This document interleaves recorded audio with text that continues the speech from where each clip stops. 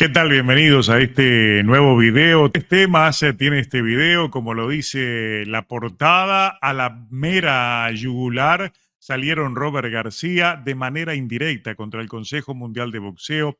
Y por el otro lado, el Rayo Valenzuela, tal vez sin pensarlo, se quejó y criticó a Teófimo López por su miedo a Subriel Matías e incluyó en la misma ecuación a Devin Haney.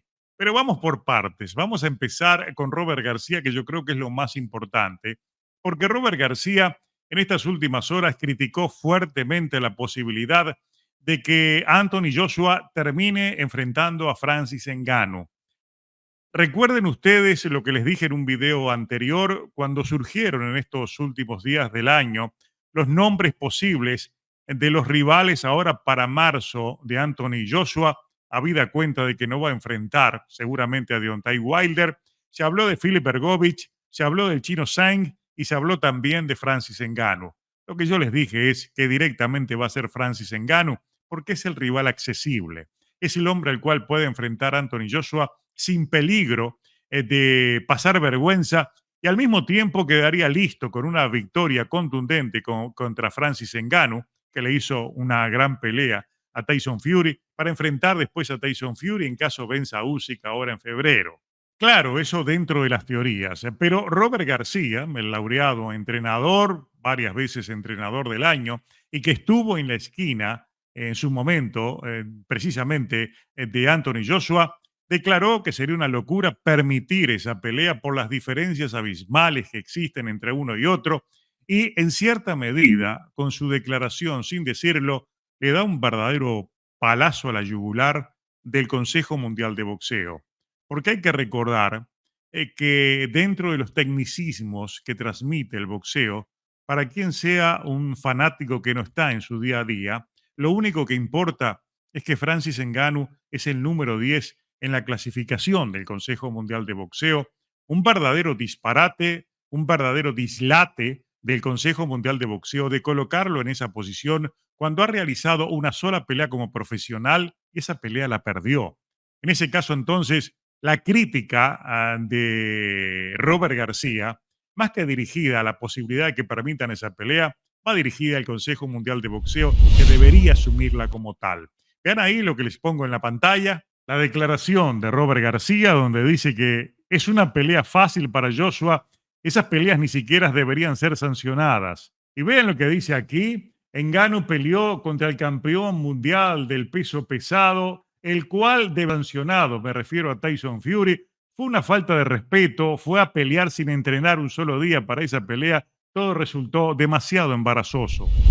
Robert García también lo que dijo en la entrevista de que no pasaría del segundo asalto contra Anthony Joshua, Francis Ngannou, y se desprende de su declaración que eso lo dice porque realmente Tyson Fury ni siquiera se preparó para enfrentarlo. De ahí es donde surge su mala actuación.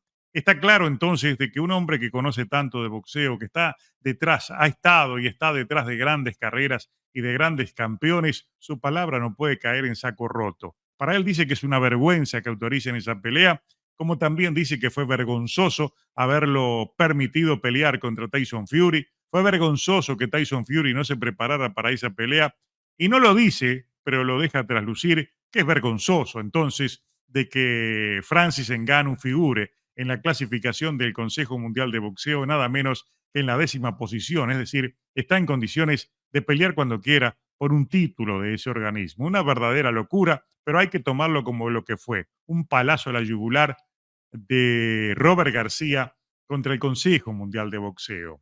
Y lo otro que ha sonado en estas últimas horas, que yo lo identifico también como un verdadero palazo a la yugular, es una declaración del Rayo Valenzuela. Un Rayo Valenzuela que le cayó muy fuerte a Devin Haney y sobre todo a Teófimo López al hablar sobre Subriel Matías. Para el Rayo es imposible en algún momento imaginar que cualquiera de los dos va a enfrentar precisamente a Subriel Matías por lo que significa hoy Matías de peligro. En el caso de Devin Haney, él considera incluso de que cuando subió a enfrentar al campeón más débil, pudo haber elegido enfrentar precisamente a Subriel Matías, pero se fue contra un hombre de 35 años que ya venía su declive, me refiero a Regis Prograis, y ya sabemos en qué terminó esa historia. Para el Rayo Valenzuela, Heini podría haber peleado contra Matías, pero eligió pelear contra Prograis, un hombre de 35 años, lo que dice mucho de él. Ahora busca pelear contra Ryan García y ese es otro movimiento débil, alega el Rayo. Ni Teófimo ni Devin Haney van a enfrentar a Subriel Matías. Es demasiado peligroso y no querrán hacerlo.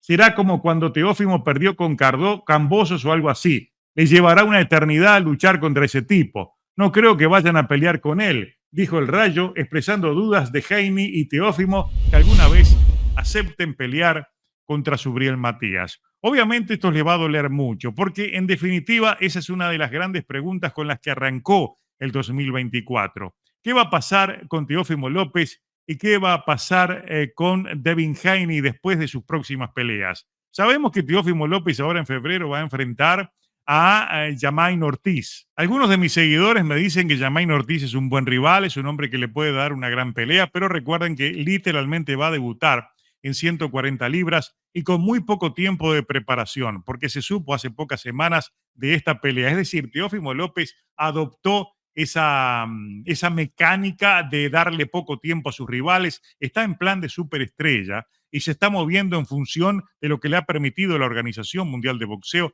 que lo elevó a supercampeón para que haga lo que quiera. Y dentro de lo que él quiere es elegir rivales. Eligió a Jamaine Ortiz, debe estar muy seguro de que lo va a vencer. Entonces, aquella pelea que en algún momento él dijo que se podría dar contra Subriel Matías, obviamente no va a ocurrir. No ha respondido aún al reto y después de Jamaine Ortiz hay que esperar qué es lo que va a hacer.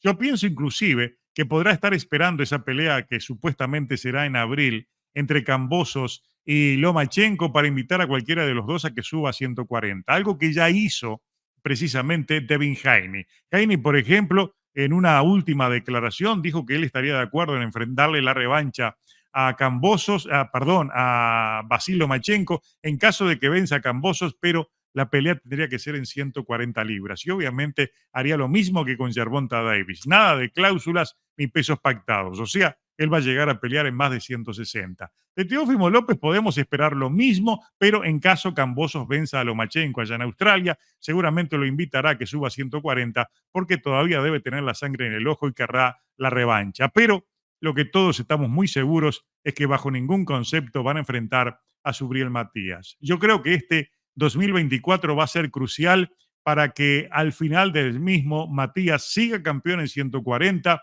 y siga sin enfrentar a los que deben enfrentarlo, a los que pueden y salir a pelearle ese título en 140, que quizás determine que Matías termine subiendo a 147 libras por falta de rivales. Eso es lo que promete este ambiente que lo caldeó el Rayo Valenzuela, tocando allí donde les duele, en el miedo que parecen sentir tanto Teófimo López como Devin Haney cuando les hablan de Subriel Matías.